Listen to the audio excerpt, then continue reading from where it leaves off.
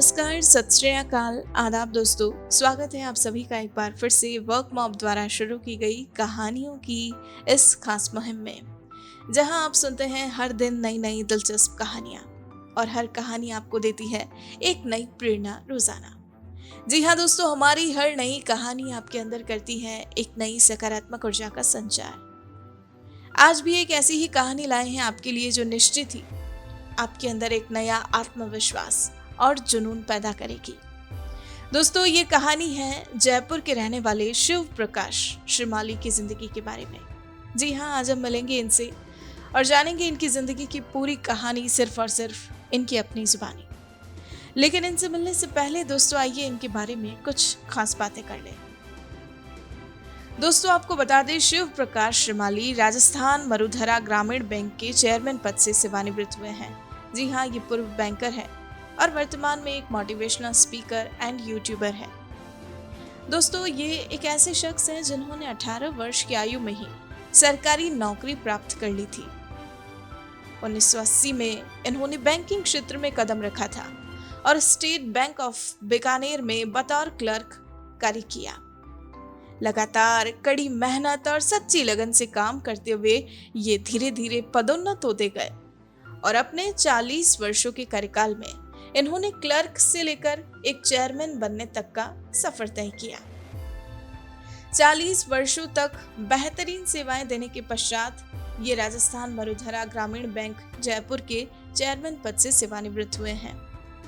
दोस्तों, आज जिंदगी में इन्होंने जो भी मुकाम हासिल किया है, इसका पूरा श्रेय ये अपने माता पिता को देते हैं, जिन्होंने इन्हें स्वामी विवेकानंद जी के आदर्शों पर चलने की शिक्षा दी और इनके अंदर अच्छे संस्कारों की नींव रखी, इन्हें एक अच्छा बेहतर इंसान बनाया। जीवन में जब कभी मुश्किलें आई, उनका डटकर मुकाबला करना और आत्मविश्वास के साथ आगे बढ़ना इन्होंने अपने माता पिता से ही सीखा है। उन्हीं की दी हुई शिक्षा और ज्ञान पाकर ये अपने जीवन में सफलता का परचम लहराते चले गए और आज अपने मजबूत आत्मविश्वास और जुनून के साथ आगे बढ़ते हुए खुद को एक सफल और नेक इंसान बनाया है। तो दोस्तों, ये कुछ खास बातें थी इनकी जिंदगी से जुड़ी। आइए अब हम सीधा मिलते हैं हमारे आज के खास मेहमान शिव प्रकाश श्रीमाली से और सुनते हैं इनकी जिंदगी की ये प्रेरक कहानी सिर्फ और सिर्फ इनकी अपनी जुबानी। नमस्कार, मैं एसपी श्रीमाली, पूरा नाम शिव प्रकाश श्रीमाली, एक्स बैंकर और 42 इयर्स का मेरा बैंक का एक्सपीरियंस। मैं बीकानेर से बॉर्न एंड बॉटम हूँ और हाल फिलहाल जयपुर में निवास करता हूँ। पिता का नाम श्री सोहनलाल जी और मेरी माता का नाम श्रीमती सज्जन देवी, मेरी धर्मपत्नी श्रीमती ललिता। मेरा एक बेटा है सौरभ श्रीमाली जो यूएसए में सॉफ्टवेयर इंजीनियर है। मेरी बहू भी यूएसए में सॉफ्टवेयर इंजीनियर है। मेरे एक पोती भी है 5 साल की। मेरे बेटी है जिसका नाम नेहा श्रीमाली है और मेरा एक ग्रैंडसन भी है जिसका नाम पार्थ श्रीमाली है। हम सब एक फैमिली के रूप में जयपुर में निवास करते हैं। मैंने बैंक 1980 में ज्वाइन किया और उससे भी पहले मैंने राजस्थान स्टेट आर्काइव्स में काम किया। आपको ये बताते हुए बड़ा अच्छा लग रहा है कि 18 साल 3 महीने का जब मैं था तो मेरा गवर्नमेंट जॉब लग गया था।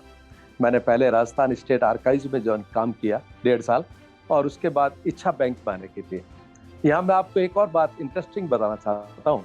मेरी माँ की इच्छा मुझे डॉक्टर बनाने की थी, इसलिए मुझे साइंस बायोलॉजी दिलाई गई। लेकिन पारिवारिक अवस्थाओं बहुत ही मध्यम श्रेणी के परिवार से थे और हम 6 भाई बहन थे और पिताजी रिटायर हो चुके थे 1976 में। तो परिवार में कुछ आमदनी की जरूरत थी, तो मैंने अपना मोटिव बदल करके बैंक में आने की इच्छा हुई मन में और उसके बाद फिर मैंने बैंक के एग्जाम्स दिए। 1980 में मैंने बैंक ज्वाइन किया। यहाँ एक बात और आपको बताते हुए मुझे बहुत अच्छा लग रहा है और प्राइड फील हो रहा है कि मैंने state bank of Bikaner and Jaipur एक क्लर्क के रूप में ज्वाइन किया, एक कैशियर के रूप में ज्वाइन किया और ईश्वर की कृपा रही कि 40 साल पूरे होते होते मैं राजस्थान मरुधरा ग्रामीण बैंक स्पॉन्सर्ड बाय एसबीआई के चेयरमैन के पद से रिटायर हुआ। तो ये जो क्लर्क से चेयरमैन तक की जो जर्नी थी, ये मेरी बड़ी आनंददायक जर्नी थी और मेरे माता पिता का आशीर्वाद मेरे साथ था, जिससे मैं इस सर्विस को पूरा कर पाया। मेरे कैरियर में हार्डशिप मुझे कभी भी महसूस नहीं हुई। जिंदगी है, सुख दुख तो आते जाते रहते हैं, तकलीफें भी आती जाती रहती है, लेकिन मैंने उस तकलीफ को कभी तकलीफ नहीं समझा। इसके पीछे जो थे वो मेरे माता पिता थे। मेरे पिता और माता दोनों शायद तीसरी पास भी नहीं थे, लेकिन मेरे पिता हार्वर्ड यूनिवर्सिटी के प्रोफेसर से ज्यादा मुझे उन्होंने ज्ञान दे करके और मुझे तैयार किया इस बात के लिए, मेरे आत्मविश्वास को बढ़ाया। और उन्होंने जो एक, मैं उनको कर्मयोगी की संज्ञा देता हूँ, कर्मयोगी थे वो। और मेरी माता जो थी वो संस्कारदात्री थी। माता मेरी तीसरी पास भी नहीं थी, लेकिन फिर भी स्वामी विवेकानंद के आदर्शों पर चलने की जो शिक्षा उन्होंने दी उसमें मैं चला। और उसके साथ में मुझे एक ही चीज सिखाई गई कि जब भी कभी तकलीफ आए तो कभी घबराना नहीं चाहिए, क्योंकि घबराने से एफिशिएंसी आधी हो जाती है और आप उस तकलीफ के बारे में सोचते सोचते ही अपनी 50% एफिशिएंसी पे ही काम कर सकते हैं। मुझे एक जो 4 लाइन बताई गई, वो 4 लाइन ये सिखाई गई थी कि when nature wants to makes a man, it takes a man, it shakes a man and it makes a man. प्रकृति को जब भी किसी व्यक्तित्व को निखारना होता है तो प्रकृति उस व्यक्तित्व को अपने हाथों में लेती है, उसको झकझोरती है और एक सुंदर व्यक्तित्व के रूप में पेश करती है। तो इन्हीं सिद्धांतों पे और स्वामी विवेकानंद की बात पे कि बिलीव इन योरसेल्फ, खुद में विश्वास करें, arise, awake and stop not till the goal reached. जब मैं 5 साल का था तब मेरी माँ ने मुझे ये सब चीजें सिखानी शुरू की और जिंदगी में चलते चलते, और ईश्वर की कृपा इस बात की है कि मैंने कभी तकलीफ को तकलीफ समझा ही नहीं। और मुझे आज भी ये महसूस नहीं होता कि ये तो तकलीफ थी और ये बहुत आनंद की बात थी। मैं हमेशा एक सम दृष्टि और सम हिसाब से मैंने लाइफ को पास किया, तकलीफ को तकलीफ कभी भी नहीं समझा। इसलिए आज 62 इयर्स की एज में मुझे नहीं लगता कि मेरे जीवन में कोई ऐसी तकलीफ आई कि जिसके कारण से मैं बहुत ज्यादा परेशान हुआ हूँ। तकलीफें तो ऐसा हो नहीं सकता कि आए नहीं, लेकिन आती गई, आत्मविश्वास प्रबल रहा, माँ और पिता की आशीर्वाद रहा। और यहाँ एक चीज और बताना चाहूंगा कि मेरे प्रथम पूज्य मेरे माता पिता हैं। मैं गणेश जी को द्वितीय पूज्य रखता हूँ, लेकिन प्रथम पूज्य के रूप में अपने माता पिता को। और उनसे इतना मुझे शक्ति मिलती है, एक पावर मिलता है, मेरे विश्वास को एक सपोर्ट मिलता है कि मेरे लिए कुछ भी असंभव नहीं होता है। और एक और चीज मैं आपसे यहीं पे शेयर करना चाहूंगा कि ये मेरी अपनी थ्योरी है। मैंने अपनी राजस्थान वडोदरा ग्रामीण बैंक की टीम के साथ भी एक ही थ्योरी शेयर की थी कि ऑलवेज आप हर सुबह उठ करके ये बोले कि we can do it and we will do it. मैं इसे कर सकता हूं और मैं इसे करूंगा। मैं इसे कर सकता हूं, ये तो हमारे आत्मविश्वास का द्योतक है, और मैं इसे करूंगा, ये हमारे पैशन है। आत्मविश्वास और जुनून के बिना इस जीवन में कुछ भी संभव नहीं है, और मुझे मेरा आत्मविश्वास और जुनून दोनों कायम रखने में ईश्वर ने मेरी मदद की। जहां तक एजुकेशन और एक्सपीरियंस का सवाल है, एजुकेशन एक हद तक बहुत जरूरी है, लेकिन एजुकेशन से ज्यादा जरूरी है आप प्रकृति से क्या सीखते हैं, आप नेचर से क्या सीखते हैं, आप अपने सराउंडिंग से क्या सीखते हैं। मैं इसका एक बहुत सुंदर एग्जांपल दूंगा। टाटा और बिरला के जो पूर्वज थे, उस समय इतनी पढ़ाई नहीं हुआ करती थी। मुश्किल से 8वीं 10वीं पास होते थे टाटा बिरला के जो 3 पीढ़ी ऊपर के पूर्वज है, लेकिन उन्होंने बिजनेस को कितना सुंदर तरीके से किया। उस समय एमबीए नहीं था, उसमें बिजनेस ट्रेनिंग्स नहीं थी। इसलिए मैं गुणने में और सीखने में, प्रकृति से सीखने में ज्यादा विश्वास करता हूँ। और ये बात इस साइंटिफिकली भी मैं प्रूव कर सकता हूँ कि डार्विनिज्म अभी शुरू हुआ है। साइंस का एक प्रिंसिपल है डार्विन का सिद्धांत, जिसमें एक ही लाइन में अगर उसको समझाएं तो उसमें यह होता है कि सर्वाइवल ऑफ द फिटेस्ट। जो फिट होगा वो सर्वाइव करेगा, और प्रकृति के अनुसार जो व्यक्ति अपने आप को ढाल पाएगा वो इस प्रकृति के अंदर जिएगा और चलेगा और आराम से अपनी जिंदगी बसर कर पाएगा। जिसने प्रकृति से सीखा नहीं और सराउंडिंग्स के हिसाब से अपने आप को ढाला नहीं, वो व्यक्ति इस दुनिया में भले कितना ही पढ़ लिख जाए सरवाइव नहीं कर पाएगा। इसके बड़े सुंदर एग्जांपल भी मैं आपको देना चाहूंगा, पर्टिकुलरली ये यूथ के लिए है कि HMT watches, ambassador, fiat, Kodak, Nokia, ये सारे इसके बड़े सुंदर एग्जांपल्स हैं। इस कंपनियों के मालिक खूब पढ़े लिखे होंगे और खूब अच्छा स्टाफ भी होगा, लेकिन इन्होंने अपने आप को सराउंडिंग्स और प्रकृति के हिसाब से चेंज नहीं किया और प्रकृति से सीखा नहीं कि आप प्रकृति क्या चाहती है, हमारी सराउंडिंग्स क्या चाहती है। तो एक्चुअल मायने में डार्विनिज्म एक प्रूव्ड प्रिंसिपल है और हमारे यूथ को उसके हिसाब से ही काम करना चाहिए कि ये डार्विनिज्म हर समय हमारे इर्द गिर्द रहता है कि सर्वाइवल ऑफ द फिटेस्ट। इसलिए स्वामी विवेकानंद ने आज से 50-60 साल पहले कहा था कि खुद पे विश्वास करो, खुद को तैयार करो, तो ये डार्विनिज्म की परिभाषा को उन्होंने बहुत सुंदर शब्दों में समझा था और आध्यात्म के रूप से उन्होंने बच्चों को समझाने की कोशिश की थी। मेरी बच्चों से और मेरी यंग यूथ से एक रिक्वेस्ट है कि गूगल पे स्वामी विवेकानंद का साहित्य, बड़ा सुंदर साहित्य पढ़ा है। इधर उधर की चीजें नहीं देख करके अगर चाणक्य और स्वामी विवेकानंद को फॉलो करेंगे तो जिंदगी में शाम, दाम, दंड और भेद, इन चारों का ज्ञान होगा और कोई ताकत नहीं कि आपको कोई दुख का एहसास करा सके या आपको किसी कंपटीशन में फेल कर सके। जहां तक लीडरशिप की बात है, मैं लीडरशिप की व्याख्या इस बात से करता हूं कि यदि एक छोटी सी गणित बताता हूं मैं आपको। ये थ्योरी मेरी अपनी थ्योरी है और ये मेरी अपनी गणित भी है। अगर किसी व्यक्तित्व को 100 में से नंबर देना होता है कि 100 में से मार्किंग करनी है किसी पर्सनालिटी को, तो मैं 40% उसके कॉन्फिडेंस के देता हूं। 40% उसके कॉन्फिडेंस के, 40% उसके जुनून के, जिसके अंदर पैशन होता है, और 20% बाकी रह गए। तो 20% जो मैं देता हूं वो उसके भाग्य को देता हूं, फेट को देता हूं। लेकिन यहां पे ये क्लियर करना चाहूंगा कि फेट, भाग्य, परमात्मा की दी हुई भीख नहीं है। ये भाग्य हमारे सत्कर्मों का प्रतिफल है। The good work done by us for the society.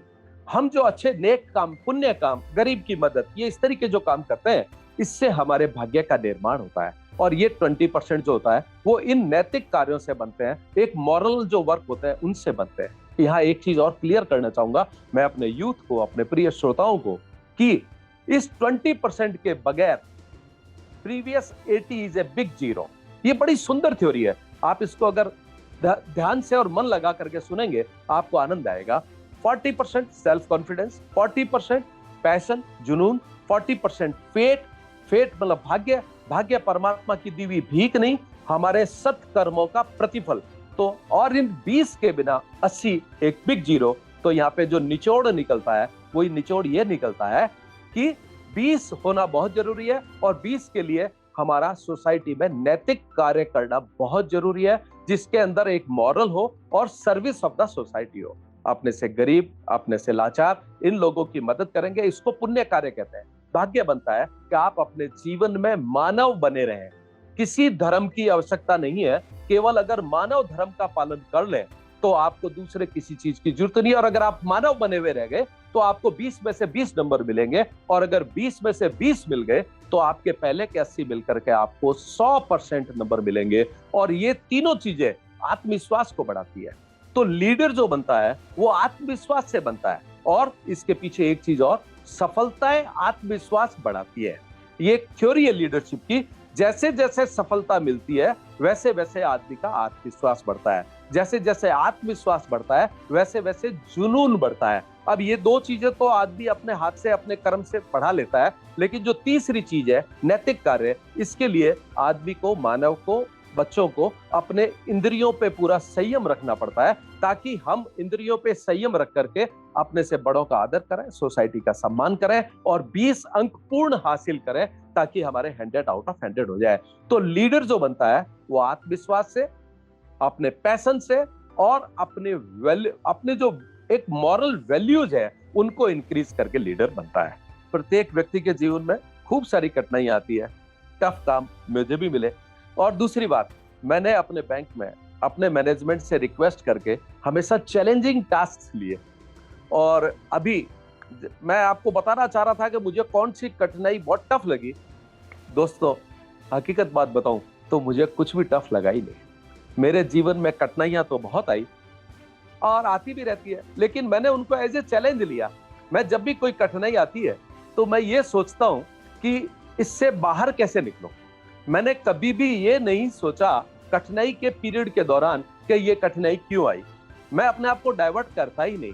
मेरे मन में सिर्फ ये आता है कि ये कठिनाई आई है, कहीं ना कहीं मेरी ही चूक रही होगी। अब मैं अपनी इस चूक को, अपनी इस गलती को कितना जल्दी और कैसे सुधार कर सकता हूं। मैंने अपने 100% माइंड का फोकस उसी पे रखा और मैं उस तकलीफ से बाहर निकल गया और आई एंजॉयड दैट। मैं आपको एक चीज बताता हूं, वही वाली बात लगती है कि when nature wants to make a man, it takes a man, it shakes a man and it makes a man।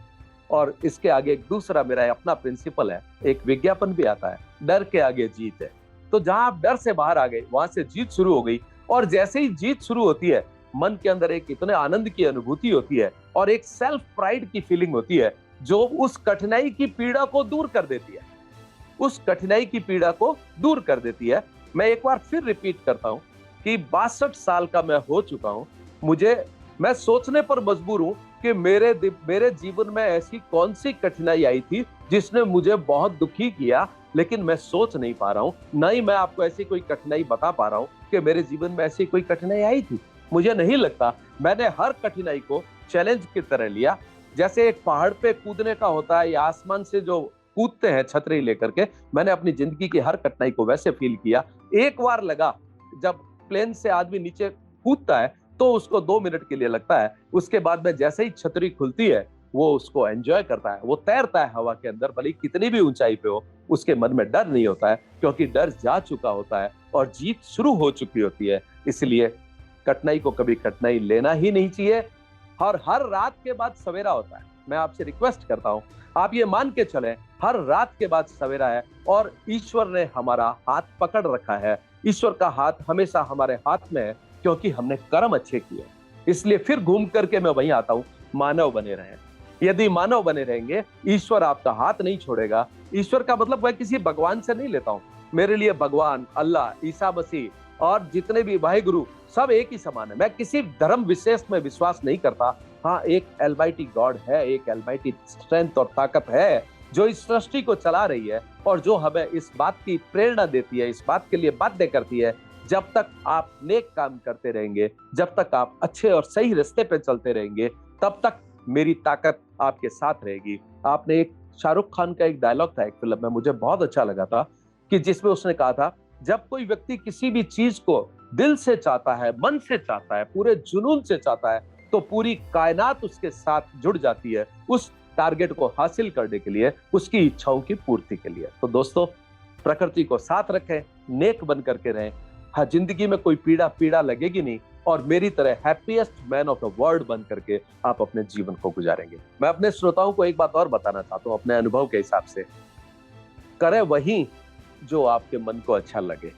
जिस फील्ड में आप जाना चाहें उसमें आप चाहें, और दूसरों को खुश करने के लिए नहीं, माता पिता को खुश करने के लिए नहीं, अपने गुरुजनों को खुश करने के लिए नहीं, अपने खुद को खुश करने के लिए, जिसमें आपका आत्मविश्वास बढ़ता है उस क्षेत्र का चयन करें और उसमें 100% ताकत के साथ लगे।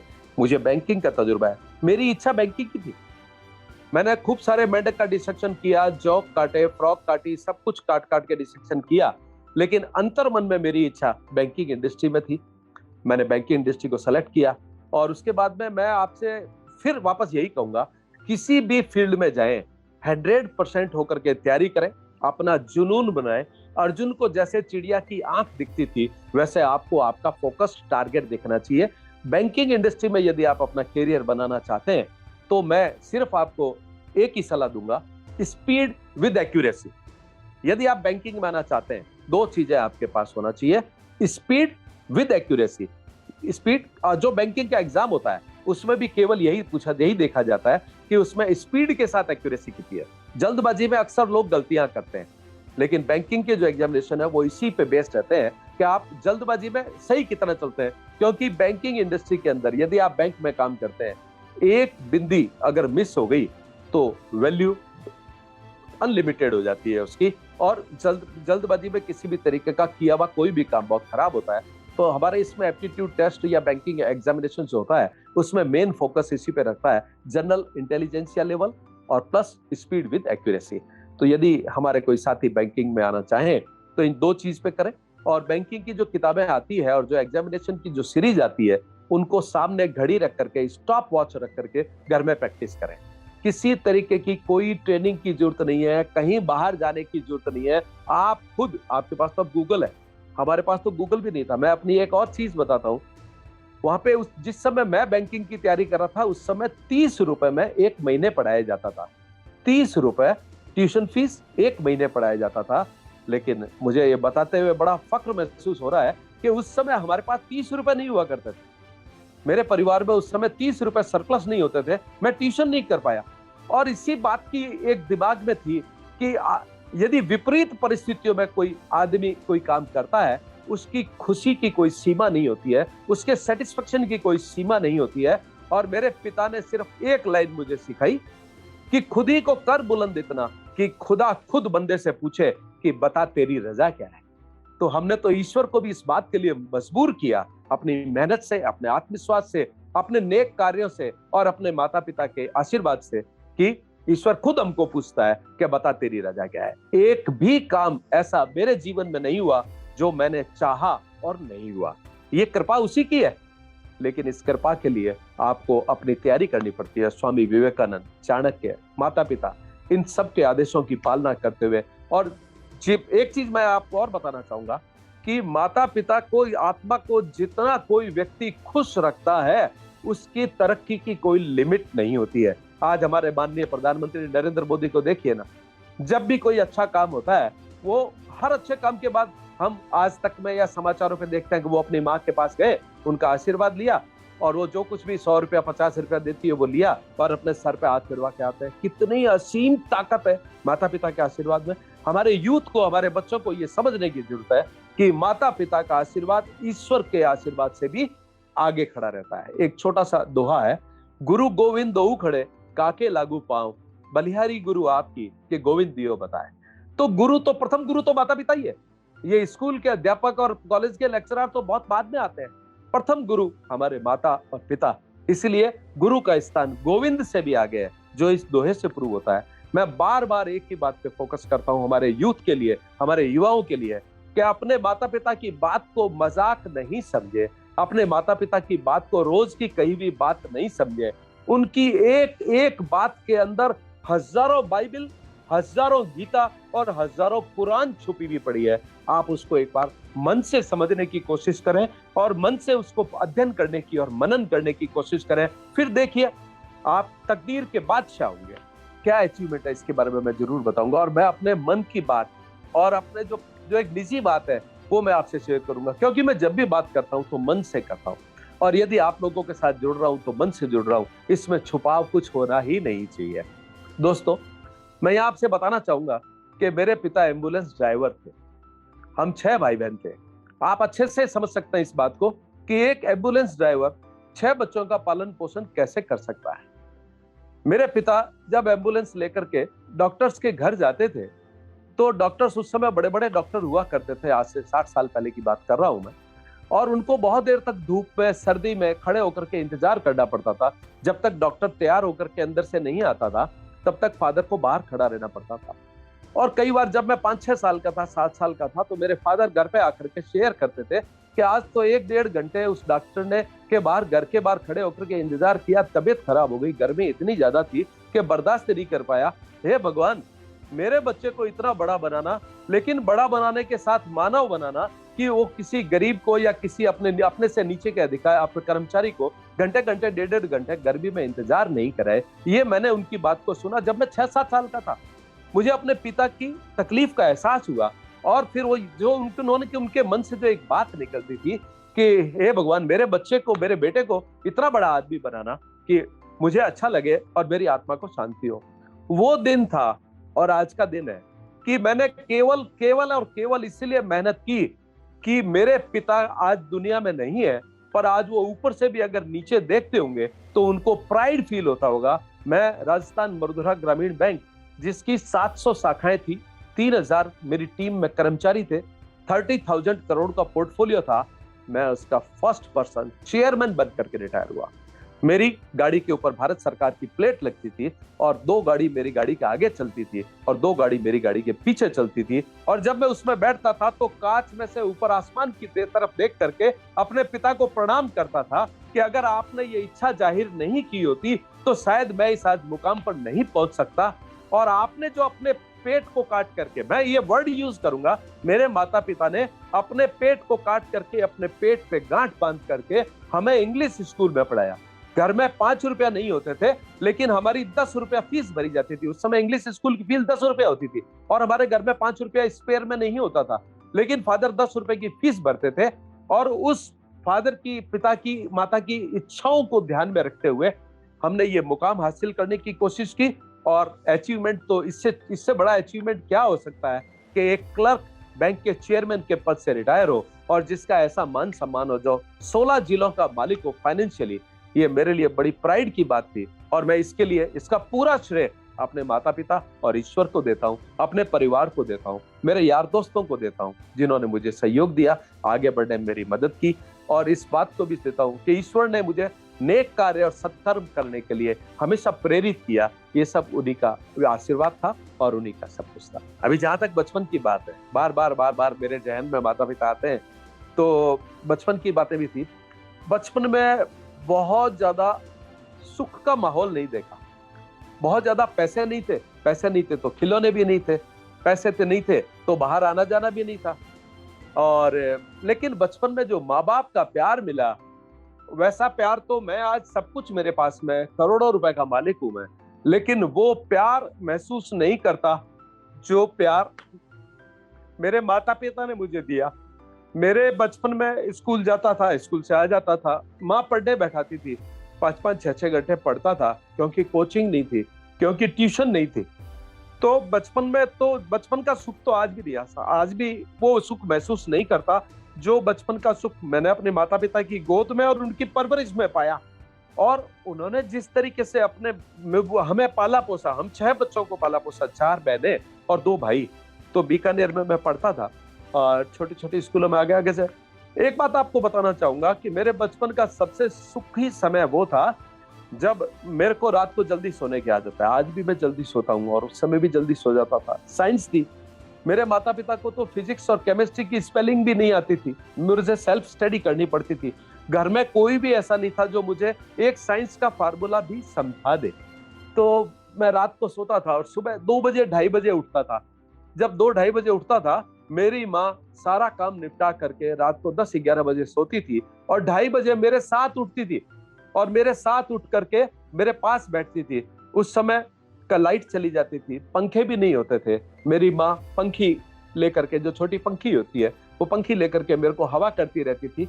कई बार लाइट नहीं होती थी तो तेल का एक दीपक जलाया जाता था, जो किसी खाने के डब्बे के ऊपर, जो बॉर्नविटा वगैरह के डब्बे आते हैं, उसके ऊपर उस दीपक को रखा जाता था। और मेरी माँ, कहीं मुझे नींद नहीं आ जाए, सुबह पेपर है, मेरी माँ रामचरितमानस का पाठ करती रहती थी, पढ़ती रहती थी।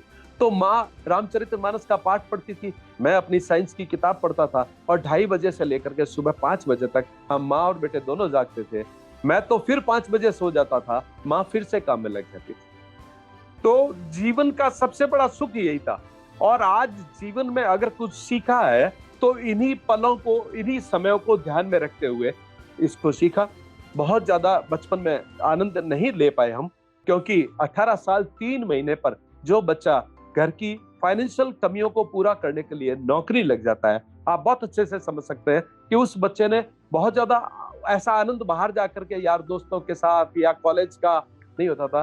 25 पैसे की चाय मिलती थी, हमारी जेब में कई बार 25 पैसे भी नहीं होते थे कॉलेज की कैंटीन में जाकर के चाय पीने के लिए। लेकिन आज करोड़ों रुपए हमारे पास में है, वो इसीलिए कि पैसे की कीमत माता पिता ने हमको सिखाई।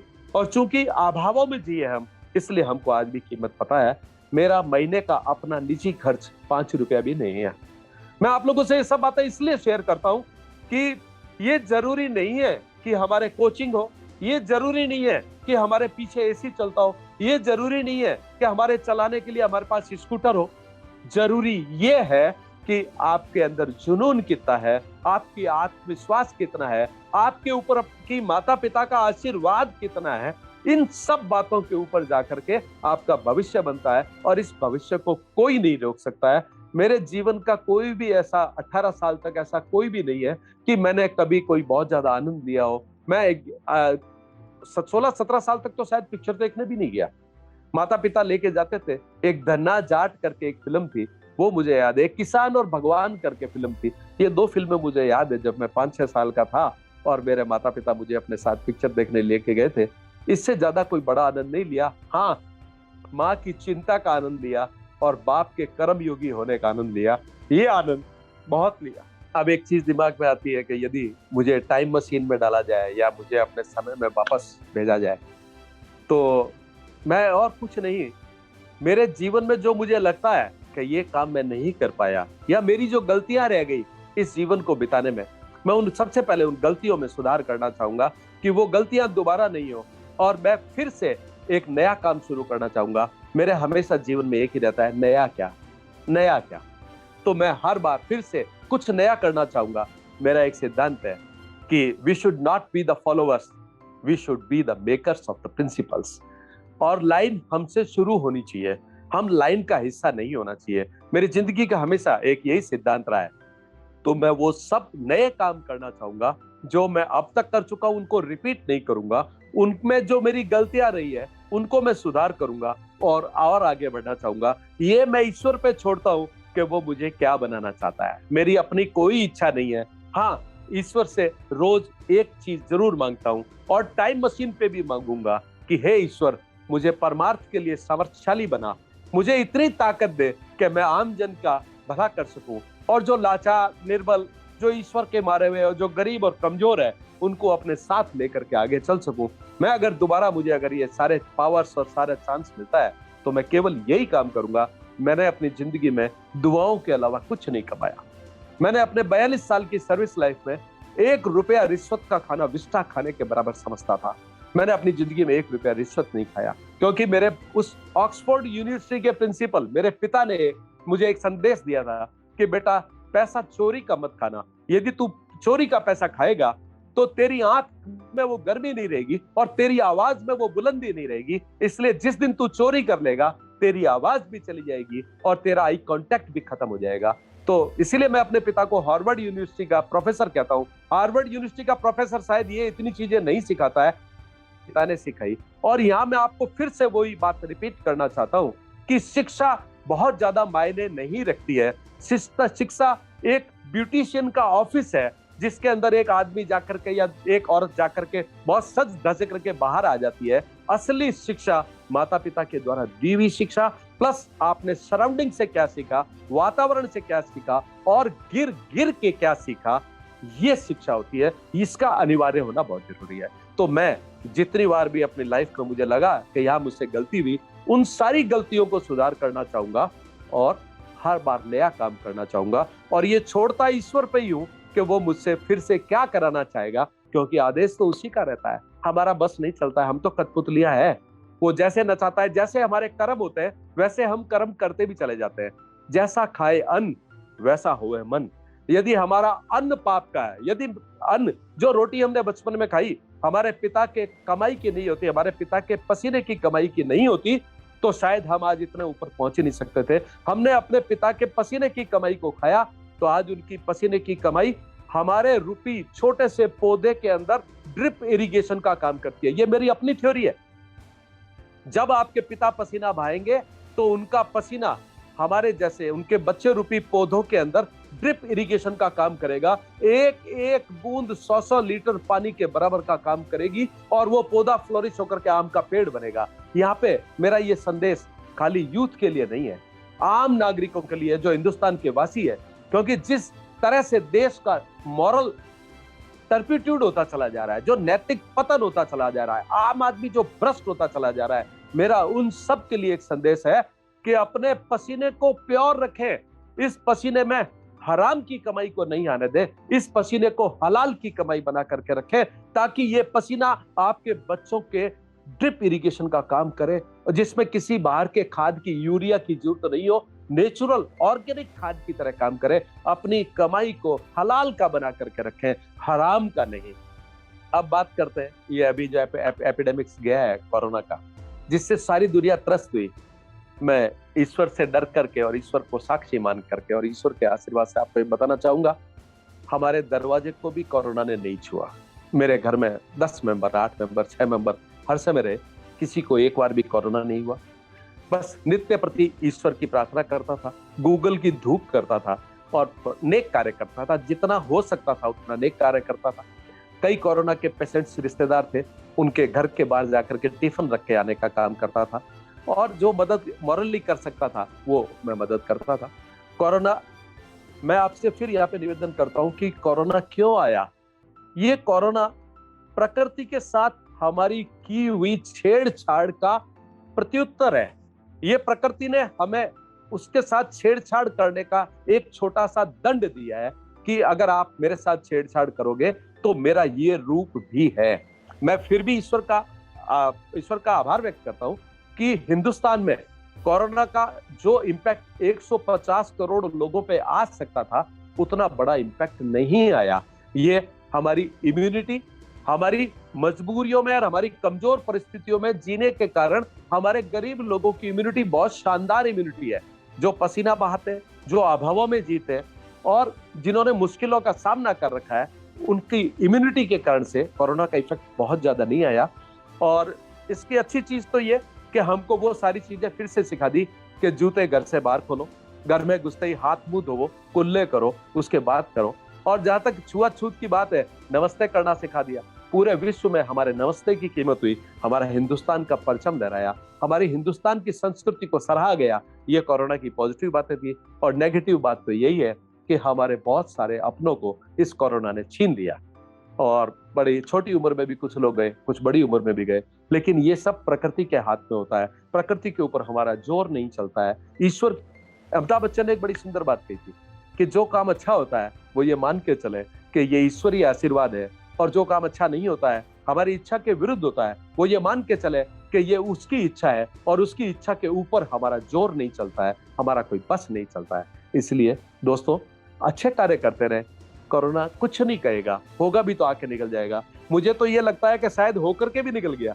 1-2 बार बुखार हुआ था, शरीर में दर्द हुआ था, मुझे तो पता ही नहीं पड़ा। 4-5 दिन घर में रहा, अपने हिसाब से रहा और कोरोना निकल गया। मेरे परिवार में किसी को कोरोना नहीं हुआ और मैं परमात्मा करता हूँ, सर्वे भवन्तु सुखिनः सर्वे सन्तु निरामया। जहां तक मैसेज की बात है, वो मैसेज मेरा एक मैसेज नहीं है, 2-3-4 मेरे मैसेज रहेंगे, पर्टिकुलरली यूथ के लिए और पूरे हमारे श्रोताओं के लिए। और श्रोताओं के लिए नहीं, इस यूनिवर्स के लिए भी मेरा एक मैसेज रहेगा। वो मैसेज मैं आपको 2 लाइन गीत गा करके बताना चाहूंगा। लेकिन पहले यूथ के लिए message. First, respect your elders. माता पिता जो भी घर में बड़े हो, उनका सम्मान करें। यदि आप झुक के प्रणाम करेंगे तो बदले में आशीर्वाद ही निकलेगा। खुश रहो। जब खुश रहो का निकलेगा तो आप एक रियल चीयरफुल रहेंगे। आपके चेहरे पे ओरिजिनल हंसी रहेगी। वो एयर होस्टेस वाली हंसी नहीं रहेगी जो 1.5 लाख रुपया तनख्वाह के कारण से निकलती है। आपकी ओरिजिनल हंसी बरकरार रहेगी। सेकंड, स्वामी विवेकानंद का मैसेज, बिलीव इन योरसेल्फ। खुद में विश्वास करें और अपने खुद पे विश्वास करें। कहीं सुनी बातों पे विश्वास नहीं करें, खुद पे विश्वास करें। तीसरा मैसेज जो मेरा ये रहेगा, वो रहेगा कि पैशन और जुनून के साथ काम करें। जब तक जुनून और आत्मविश्वास नहीं रहेगा तब तक आगे नहीं बढ़ पाएंगे। और चौथा मैसेज मेरा, I can do it and I will do it का विश्वास करें। आखिरी मैसेज केवल यूथ के लिए नहीं, पूरे विश्व के लिए मेरा एक मैसेज है। मैं 2 लाइन गा करके आपको सुनाऊंगा। मैं गीत भी गाता हूं, तो मैं 2 लाइन आपको गा के सुनाता हूं। ज्योति से ज्योति जलाते चलो, ज्योति से ज्योति जलाते चलो, प्रेम की गंगा बहाते चलो, प्रेम की गंगा बहाते चलो।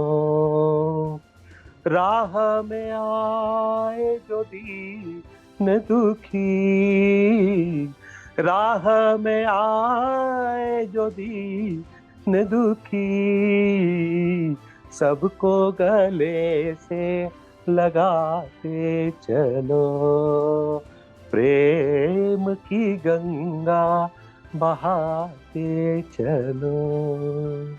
Thank you. यदि आप मुझे YouTube चैनल पर देखना चाहें तो मेरा YouTube चैनल सर्च पे जाकर के, यदि आप उसमें शिव प्रकाश श्रीमाली डालेंगे, Shiv SHIV, Shiv Prakash PRAKASH, Shrimali SHRIMALI, यदि आप डालेंगे मैं आपको YouTube पे नजर आऊंगा। मैं थॉट प्रोवोकर, मोटिवेशनल स्पीकर और मुकेश के गीत भी गाता हूँ। वहाँ आपको गीत भी मिलेंगे, वहाँ आपको मेरे जो छोटे छोटे वीडियोज हैं लीडरशिप क्वालिटीज पे, वो भी मिलेंगे। आप उनको देखेंगे और यदि आप उनसे लाभान्वित होंगे, मेरा ये जन्म सफल हो जाएगा। और मैं इसको ईश्वर की कृपा मानूंगा कि उन्होंने मुझे इस लायक बनाया कि मैं आप लोगों के साथ कुछ शेयर कर सका। बहुत बहुत धन्यवाद, थैंक यू। जहां तक मेरी अपनी हॉबीज का बात है, ये हॉबीज सारी अभी शुरू हुई जब मैं अच्छी पोजीशन में आ गया, जब मेरे पास में मेरे पारिवारिक की आवश्यकताएं पूरी होने के बाद मेरी हॉबी शुरू हुई। वैसे मेरी हॉबी शुरू से थी केवल संगीत। माँ भजन के लिए लेके जाती थी। शाम श्री रामकृष्ण मिशन से जुड़े हुए रामकृष्ण कुटीर, जिसमें स्वामी विवेकानंद, रामकृष्ण परमहंस, माँ शारदा के भजन गाए जाते थे। मैं जब 8 साल का था तो मेरी माँ मुझे भजन गाने के लिए ले जाती थी। और ये स्वामी विवेकानंद का आशीर्वाद है कि आज 1 लाख आदमी अगर सामने बैठे हो तो मैं 1.5, 2, सवा 2, 2.5 घंटे तक नॉन स्टॉप मेडेन बात कर सकता हूँ। ये स्वामी विवेकानंद का मुझ पर आशीर्वाद है।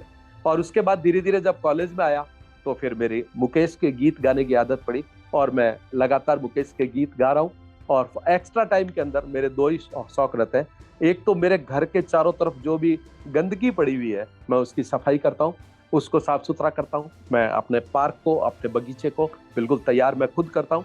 और दूसरा, जब भी फुर्सत का समय होता है तो मैं 1.5-2 घंटे मुकेश के गीत गाता हूँ। मेरे अंडरग्राउंड में ये जो आप देख रहे हैं ये मेरा अंडरग्राउंड ही है, 15x30 का है। इसमें मेरे बेटे ने मुझे एक बॉस का सिस्टम गिफ्ट किया कैरियोके का। मैं 2-2.5 घंटे उसके ऊपर गीत गाता हूँ, अपनी पसंद के गीत गाता हूँ। संगीत कैरियोके से निकलता है, आवाज मेरी होती है।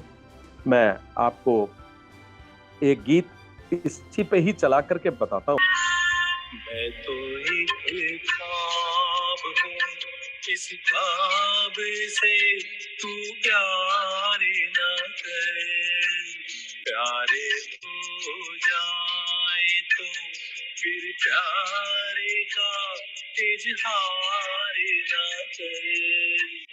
मैं तो एक ख्वाब हूँ, इस ख्वाब से तू प्यारे न कर, मैं तो एक ख्वाब हूँ। रुत है मिलन की साथी मेरे यारे, मोहे कहीं ले चल बाहों के सहारे, बागों में, खेतों में, नदिया किनारे, रुत है मिलन की साथी मेरे यारे।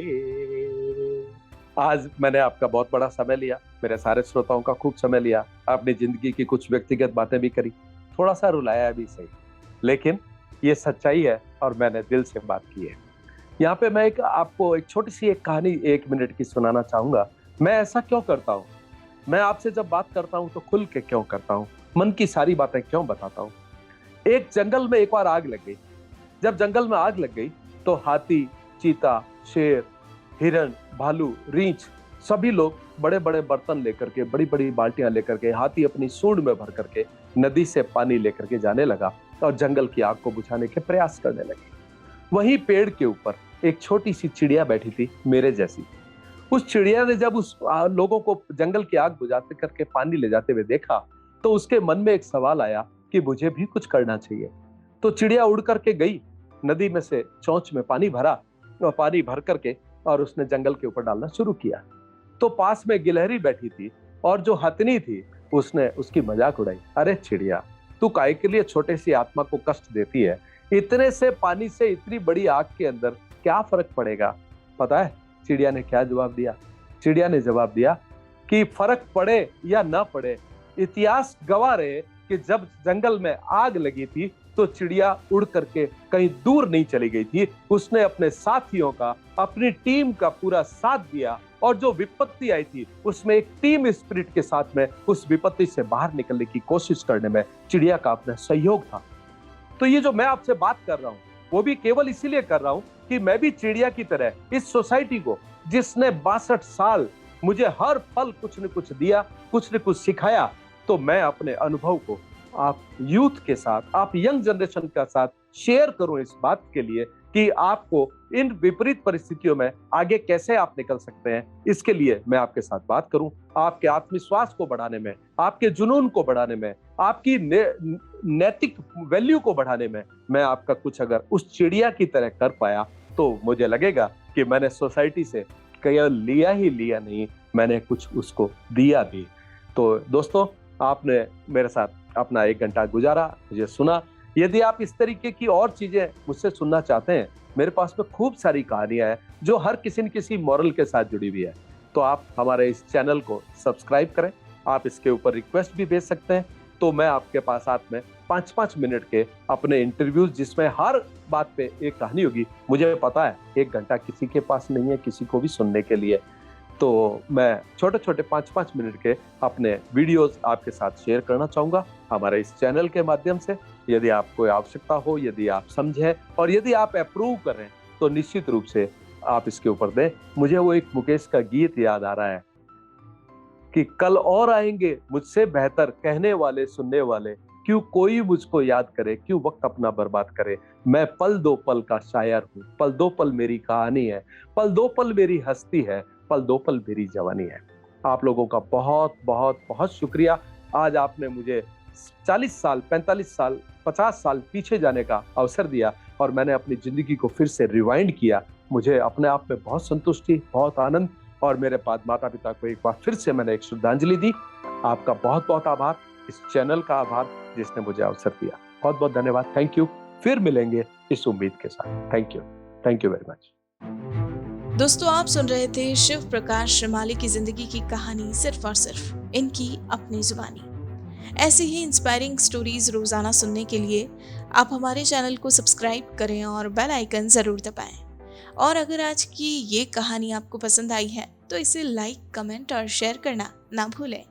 दोस्तों, वर्क मॉब आपको दे रहा है एक सुनहरा मौका अपने विचारों को व्यक्त करने का, अनुभवों को साझा करने का और अपनी जिंदगी की कहानी देशवासियों तक पहुंचाने का। तो आइए और जुड़िए आप भी इस मुहिम में हमारे साथ और अपनी कहानी से दीजिए सभी को एक नई प्रेरणा। Let's inspire together, we can, India can. दोस्तों, आपकी कहानी में ताकत है दुनिया बदलने की, तो सुनाइए अपनी कहानी और ले आइए लोगों के जीवन में आशा की एक नई किरण। कीजिए सभी को इंस्पायर। फिलहाल वक्त तो चला है आप सभी से इजाजत लेने का, लेकिन बहुत जल्द एक बार फिर होंगे हाजिर एक नई कहानी के साथ। तब तक के लिए आप बने रहिए हमारे साथ, देखते रहिए कहानियों का हमारा ये खास कार्यक्रम और लीजिए हर नई कहानी से हर दिन एक नई और सच्ची प्रेरणा। नमस्कार।